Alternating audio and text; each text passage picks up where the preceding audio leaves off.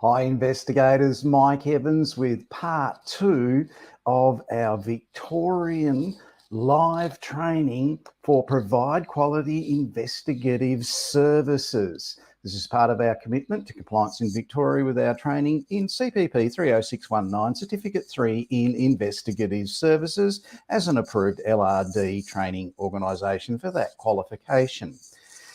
So this morning we looked at difficulties with the regulatory authorities, and those difficulties were very hard to swallow. The things they deal with, what goes on. There have been worse ones, and this is one that happened recently last year in Victoria. It was about security guards. It was nothing to do with private investigators, but it was a scam that actually happened, and the regulatory authority had to do something about it. So let's have a look at the scam, and so you can see what they're dealing with and you understand why they're so hard on licensing applications, on business firm applications and approved industry association applications.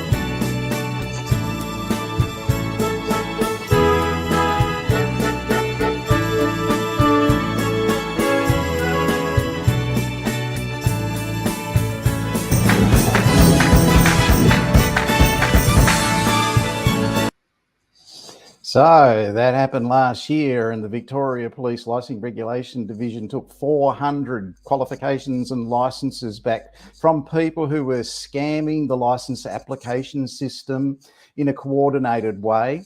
They didn't muck around at the LRD, they did it. Now, before that man could be fined, he disappeared across the other side of the world where he's untouchable. He owes there was millions of dollars in fines because those penalty points are applied. So that's an example of what the Licensing Regulation Division has to deal with. It's not easy. In the past, they've had ICAC investigations on it, the industry, which is the security industry in New South Wales, but it didn't include investigators, but it was a major issue back in 2009. It's ongoing for regulators that these things keep coming up.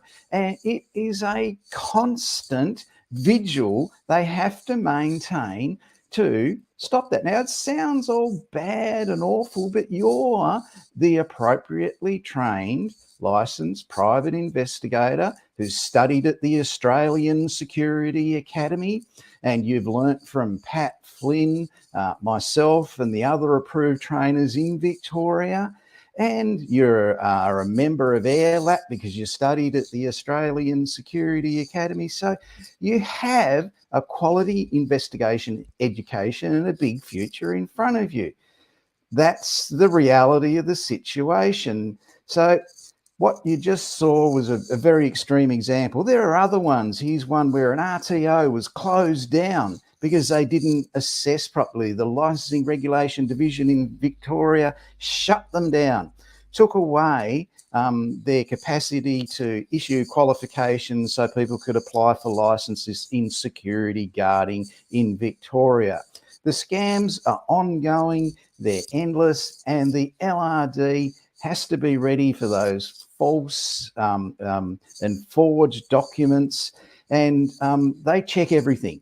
So, you know, they're not a great big large department, but they do a good job in it. There's accreditation fraud going on around the country. It's not just limited to Victoria, but Victoria's sending the message, if you're going to do it, we are going to basically take away your qualification, take away your license. So it's really important that you do your right course. At the Australian Security Academy, in this actual qualification that we're talking about here, which is provide quality investigation services to clients, you learn what your client's standards for times are. It's in your course. There it is. You can see it.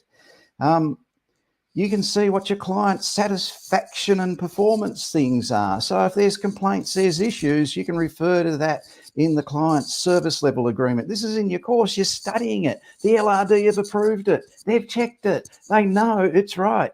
So when you study this course at the Australian Security Academy, you're looking at the client perspective. You're not a dodgy marital and relationship surveillance person making up your own rules as you go along. You're seriously well-trained, you're seriously qualified, you are a member of an industry association, AIRLAP. So as a student at the Australian Security Academy, you get automatic membership of that association. Now, the two other industry associations in Victoria, the AISP, which is a great industry association that I'm a member of, and the AIPI, which is a great association that I'm a member of, they have asked me to send all my graduate students to them to be members. They respect the qualification that you study and attain in Victoria through the Australian Security Academy, and also in the AIPI's case, New South Wales as well, and soon in Queensland too. So they appreciate it, they like it. They understand that, yes, the LRD have a difficult job to do, and, you know, they want to get properly trained people as members of their organisation. I'll come back to that later. I have explained to you that there are rogue investigators out there. We spoke about one today that committed extortion.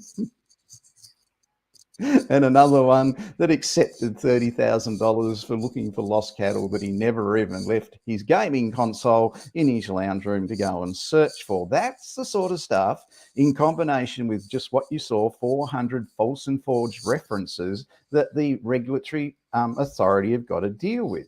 There are people in investigations that behave badly. There's one in Victoria. He tried to get every graduate young lady in certificate CPP30407 back in its day to get into the back of his surveillance vehicle.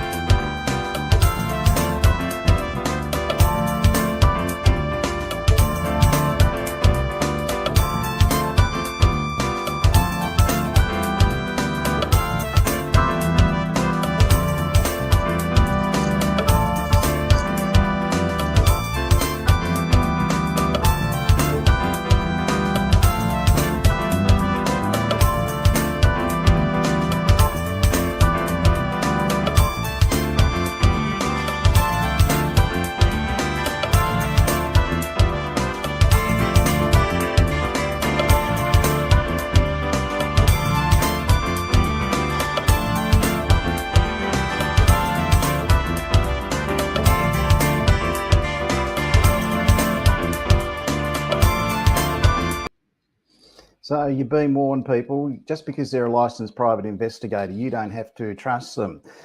That's why the Victoria Police have such a hard approach to background checks, fingerprinting, criminal histories, application processes, and in particular training processes. It doesn't always work with the way it goes, because sometimes there'll be a rogue organisation that does something wrong. One of ASIAL's members this Licensing Regulation Division also ensure that security business firms in Victoria are licensed and that they are members of an industry association. If one of those firms does the wrong thing by the LRD's rules and regulations with its membership, the LRD has to investigate that, and so does the industry association. So the industry association's got to be seen to be enforcing its own rules. So they've got to see that justice is being done and being seen to be done on one of its biggest members in Victoria, who's done something non-compliant in relation to a non-written partnership agreement with training and assessment, and basically no registered trainers, approved trainers delivering that qualification. And that member of ASIAL was issuing qualifications in a non-compliant manner with the LRD's regulations. So that came out last week, and it's a serious matter. It could eventually lead to some kind of police charges should the LRD say, we've had enough, right? Everybody's gonna comply, or we can't let it slide because everybody knows about it. So the LRD are very, very tough on enforcing that compliance. And anyone who's got an industry association who has a rogue member that does the wrong thing and they don't comply with what's required, they've got to answer to their industry association as well. I recently made a submission to an industry association that I'm a member of. They asked for ideas and for how they can be seen to be developing new members, and I suggested that they win trust by enforcing their code of practice. So if someone doesn't do something in accordance with the code of practice of the industry association, they've got to say, oh, well, we won't get our $200 membership off them. We'll refund pro rata what they've had. Use $160 back. Go away, mate. You don't comply with our standards of our association. So that's a industry perspective on that. That should happen, but doesn't always happen. You'll find anyone who's a member of ASIAL that pays big membership fees can get away with murder. They don't get really anything happening as far as, get away with murder as a metaphor for, getting away with things. They've had ASIAL members in the past that have charged people for doing security patrols, and they never did the security patrols. That's happened in Western Australia and it's happened in New South Wales. And yes, it's a difficult job to monitor all that, but they were big paying clients of ASIAL and the penalties for it weren't much. And they hoped it just blew away. So keep in mind, this is ongoing. This is licensing and accrediting people who have been trained properly, ensuring the business firm is a member of an industry association that enforces its rules. You go and study your course. You get feedback on your course. You study for 550 hours to learn about being an actual private investigator so that you can provide quality investigation services. So what does it mean? It means when you're an independent factual investigator, you are not a police officer, you are not a counsellor, you are not an advocate, you are not an interrogator. You are a factual investigator that understands what your license means and what you are going to be doing. So you're not an idiot claiming to go and find cattle and charging people $30,000 for it and not going and doing it. You're not a person who pretends they're a woman and extorts money out of people that they've met in the past. You are an ethical, licensed investigator. How do you maintain that? You ensure that with everything you do, you make notes. We spoke about this earlier this week. All right, you note down if someone calls you, accuses you, anything, you make a note of the day, date, time and place that happened. and you record that in the format I said, he said. That's your protection. If anyone complains about you and you end up in a disciplinary inquiry with the regulator, you've got a record of that. Now, it happened last year in April, and there was a complaint made to a national regulator. There's the complaint number. Now, that note made by that person has given that person's identity, their IP address, their contact telephone number, their email address. The issue that they've complained about goes back to ASIAL's member and what they did wrong in relation to licensing training in Victoria. And it's there, it's time-stamped in April 2020, 18 months prior to the making of this video. So you protect yourself with your notes when you're going about your work as a licensed private investigator. You are trained to do that. No excuse for not doing it. Now, what does all that mean? You are properly trained. The regulator has checked your background. The regulator has looked at your references that are real. They're not those 400 references that were forged and fakes. You have done your course. 550 hours you have studied at the Australian Security Academy, and you have got your Certificate III in Investigative Services. You apply for and you get that license. What does that mean? Is there going to be all this grief from the regulator? Well, there will be if you get on Gumtree and advertise stuff that you never do, but you are trained to a standard that's respected by two industry associations, the AIPI and the AISP, one national and one Victorian. And the work you're going to be doing will include work for Allianz. You might be doing work for Centrelink at some stage, Child Support Services. You might be working for Services Australia, which is a federal government department. In Victoria, you could end up working for the Victorian Building Authority on some jobs. You might work for the Victorian state government doing psychological injury claims in the education department, in the police department, in the health department. That's where you'll be working if you're properly trained and licensed. You'll be working for Suncorp Metway, for QBE. Now, the licensing authority doesn't really understand this because they are only dealing with forgers, female impersonators, and people that can't stop playing games and get off the couch. That's what they deal with every day. But you don't worry about that. You're going to be doing work for the Transport Accident Commission and doing their investigations for them.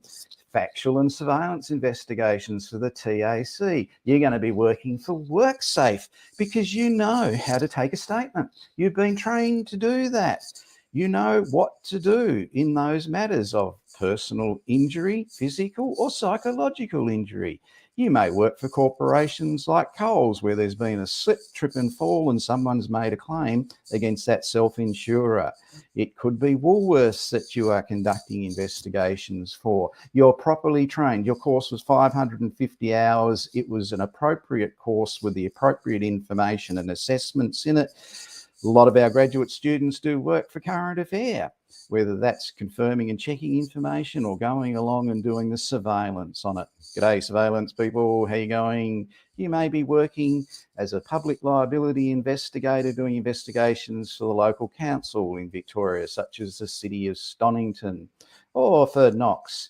That's what you will be doing. You're beyond the regulatory authorities' understanding of scammers and creeps and forgers and female impersonators. You're doing real investigation work. You might be going out and doing work for the Country Fire Authority, who've been mentioned earlier this week, or investigations on behalf of Yarra Trams, where someone's got their foot stuck in the tram line and had their leg broken. You may be doing work for AAMI Insurance, depending on who your employer is and what contracts they have. In the transport industry, you could be doing investigations for people injured at Lynn Fox, for example, or in retail at Kmart.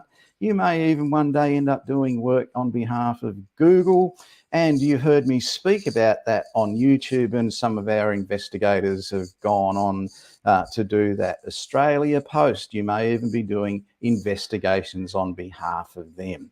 So you're appropriately trained, you're appropriately qualified, you've studied a course that's serious about your future. You've studied it for 550 hours. You've become a member of an industry association just by being a student there. You can attend meetings of that association on the first Friday of every month and get involved in your industry. That's not for everybody, but you can do that. So these are quality issues that support you if you ever get grief from a regulator about something minor. Now, like I said in the previous part one of this, people do complain about investigators because they're not happy if their insurance claim gets knocked back, or if their code of conduct issue at work is found to be true, if they did actually sexually harass someone, or they did actually racially discriminate someone. The way they smoke cloud that is to complain about the investigator and the investigation. Your protection, people. We've said it in the previous and our first broadcast this week is how you take notes on what you do, how you record the interview when you speak to those people. That's your protection against you as the investigator about complaints about what you do. And you stick to one thing: you factually investigate. You never pretend to be a police officer in your mannerisms, accusatory of people of being guilty. You never be a counsellor. Oh dear. You're not an advocate. Oh, that's atrocious. I think we should do something. Let's call in the Prime Minister. You're not an advocate. You're an investigator. You are not an interrogator. Okay, so when you do a record of interview for civil investigations, it's, yes, a single question, single answer format, but it's so there's no ambiguity, there is no vagueness in the answer, and you ask those questions so everybody can be sure that it was done properly. So your protection is massive if you go about your work the right way. The regulator will handle the people that do the wrong thing. You don't ever have to be involved within that. So you have a bright future with the support of really good investigation agencies down there in Victoria who have contracts with organisations such as, let's have a look at them. Where are they? The TAC, WorkSafe, Suncorp, Metway, the State of Victoria, Victorian Building Authority, Allianz,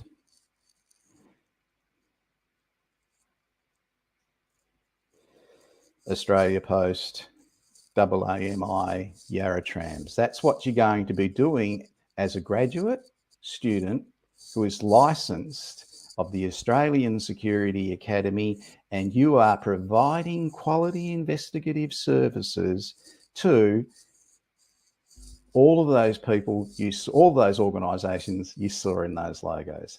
I'm Mike Evans from the Australian Security Academy. I'll see you tomorrow for part 7 of our live learning program for CPP 30619 delivery in Victoria compliance. Thanks for watching.